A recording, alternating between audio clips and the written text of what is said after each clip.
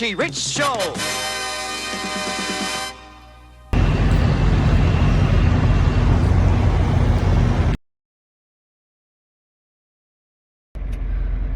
Hey, what's up, everybody? What's going on? This is your boy, Trucker Richie Rich, and I'm coming to you back in the ones and twos, man. I mean, the in and out of trucking and the trucking game. Right now, I'm stuck in a snowstorm, a little snowstorm that should be over by tomorrow. I hope it is. I'm outside of Oklahoma City. Listen, if it's a snowstorm on I-40 between Amarillo and Oklahoma City, you need to be parked. Okay. You can tell it's getting bad here. Let me show you here. These guys are just packed in any kind of way they can get in. You see that? Any kind of way they can get in. So you guys need to be pulled over. But I'm making this video, man, because I want to bring out some attention to what happened in Cleveland, Tennessee about a day ago. Even though right now we're celebrating the win of the Kansas City Chiefs, Patrick Mahoney, the man who did it again back to back, we gotta stop for a moment and realize that right now we have a truck driver fighting for his life in Cleveland, Tennessee. What happened, I'm going to screenshot the article, and I was hoping to get a live coverage for news report, but I'll update that later. A trainer was shot by his trainee over a dispute. The trainee accused the trainer of stealing his cell phone, and he shot him, and he's in critical condition right now. Luckily, they were able to arrest the trainee, and the police responded pretty soon, and they got him. But this is the danger of training somebody.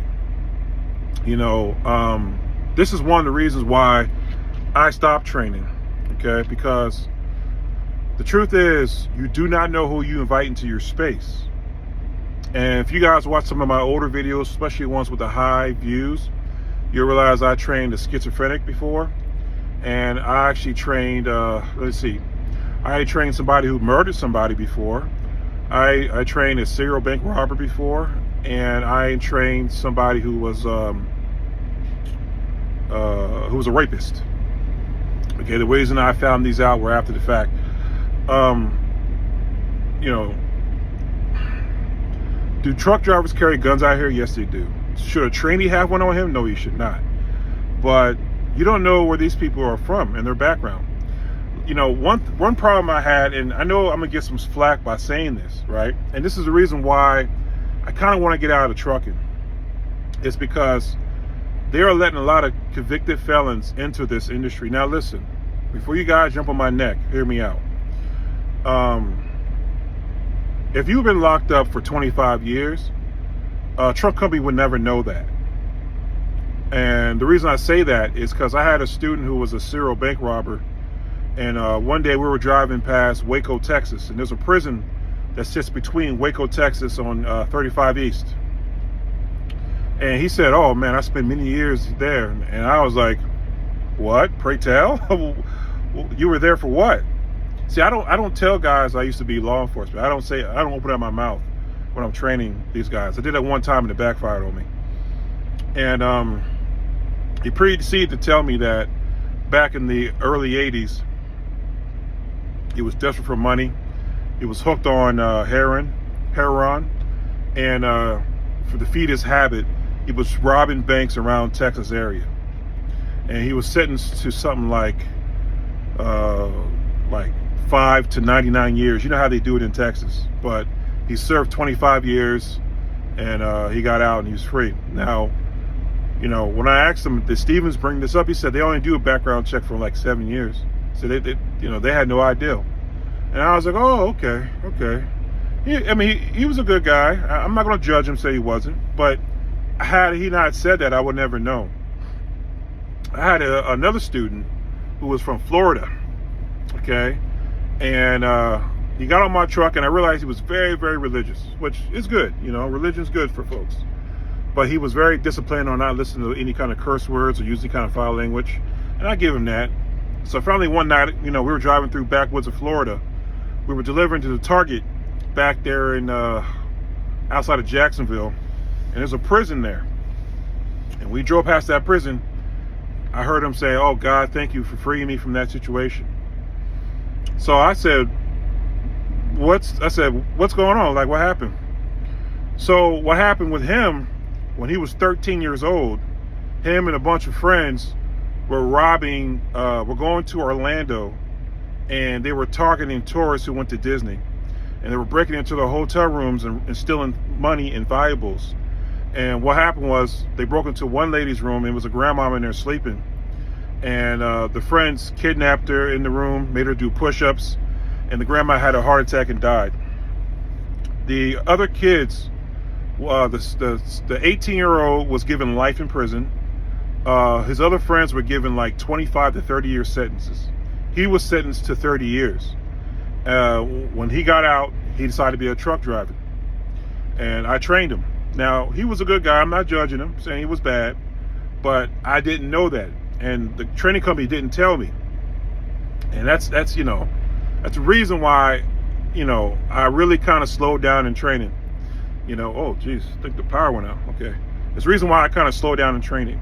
Now, I'm not judging these guys, saying that they don't deserve a second chance, but I don't like to be around second chance individuals. See, when I was in police academy, right, and all my trainings, I was told something that I hold very true. Once you kill somebody, right, it is very easy for you to kill somebody again. Once you shoot somebody, it is easier for you to shoot somebody again. The psychological block that it's in people's head is gone. You understand?